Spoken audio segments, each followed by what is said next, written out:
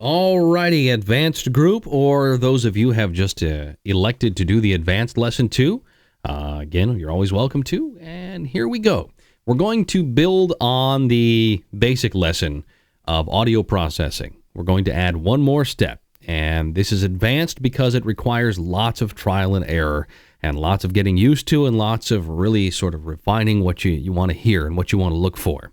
So we're going to start with this clean audio track. I just recorded a community bulletin board billboard, the Life 103.1 Community Bulletin Board, brought to you by Boyce Willis Clinic. Boyce Willis Clinic, yada, yada, blah, blah. Okay, that's a pretty good audio track, serving the people of Rocky Mount and surrounding communities for over 100 years. That's pretty much what you're going to get from most studios. This is a flat audio track out of my studio. I have my hardware preset by an engineer to send out, if I have to do a live session, it's what's considered just a standard, what everybody's looking for audio, and they can do with it what they want to once they get it to their studio. Okay, this is pretty good looking audio. For your purposes in radio, when you're producing a commercial, there are a few steps to make it really pop. And if you're going over a music bed or you have somebody that needs a little bit of adjustment to their voice, it's just not thick enough, it's not cutting through the music, you're going to need to put a little bit more of what I'm going to show you on those. So we're going to go through the same process now that we did with the last lesson. Number one, okay, our amplitude looks good. It looks like our volume's fine. We are going to normalize, though, but we're going to start with hard limiter. And that's under amplitude, hard limiter, and those same parameters, -3, 3, 7, and 100. That correlate to those parameters. Okay, write those values down. We've hard limited, and then we're going to normalize. That's amplitude compression, normalize to 96%. That's a pretty standard. You can go a little bit higher if you want to, but watch what it's going to do. See how my volume is cut here. We've got these flat peaks on both sides of the phase. Those are good. And then it brings us to full volume. The Life 103.1 Community Bulletin Board, brought to you by Boyce Willis Clinic. Okay, that's going to really cut through any music that you put under it, no matter what it is. We're going to go one step further now. Highlight, and I'm not exactly sure where this is, so I'm going to give you some time to find it. For me, it's under amplitude and compression, but for you, it may be different. I think it's under filter and EQ. I can't be certain, forgive me if I'm wrong, but it is in CoolEdit, and it's the same exact thing, called Dynamics Processing. And I'll give you some time. If you're looking at it now, great. If you're not, you can kind of go back to it. And there are a number of presets, and my presets are much greater than yours, but you do have a lot of them, and you can create custom presets and save them the same way I do here. For me, to save is save settings as a preset. It's somewhere, I think it's a disk shape for you.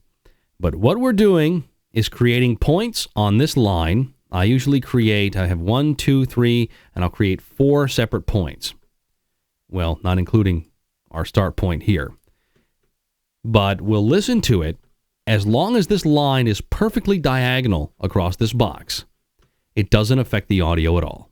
The Life 103.1 Community Bulletin Board. Okay, that's a big fat sound. It really doesn't need anything, okay? Because my studio's set up and I record in such a way that it's a standard every time. You don't really have to add dynamics processing to it. But we're going to add a little bit just to see what it does. If you have somebody who has a really thin voice in the studio, you're going to add a little bit of this to it. A standard that I know you have in CoolEdit is the Classic Soft Knee. And it's called the Classic Soft Knee for a reason, because it really is a classic. It's just a standard dynamics processing that you can use almost anyone, and it sounds okay. And it kind of looks like a knee, a little bit sort of a curve, maybe not. Okay, let's listen to what this does. The Classic Soft Knee. So that has brought my volume way down. Brought to you by Boyce Willis Clinic. And it doesn't really sound that bad, but for my voice, the Classic Soft Knee doesn't really work. So we're going to record a separate track in here. I guess my voice is really not the best to use for the Classic Soft Knee. So in the studio, I'm going to go ahead and kind of shift gears here. I need to get you to record a separate track, but record at low volume so we can make this happen. So I'll just do fake track here. Life 103.1 Community Bulletin Board. Record a little bit lower. Life 103.1 Community Bulletin Board. There we go. Now I've got that thin audio that I need to fix. And we'll go in and go through the process of... Sorry this is taking so long. Good example of how this is not really science. Hard limiter. Normalize. This is trial and error. Life 103.1.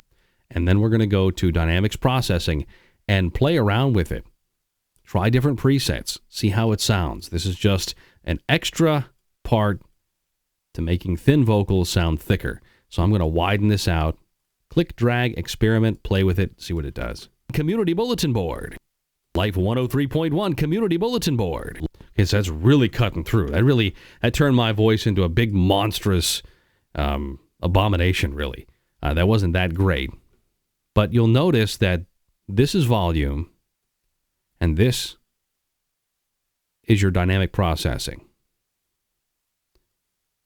And play with the shape, see what it does. Play with the presets, see what those do. See if it makes a difference. Life 103.1 Community Bulletin Board. Life 103.1 Community Bulletin Board. Life 103.1 Community Bulletin Board. Life 103.1 Community Bulletin Board. Life 103.1 Community Bulletin Board. Life 10.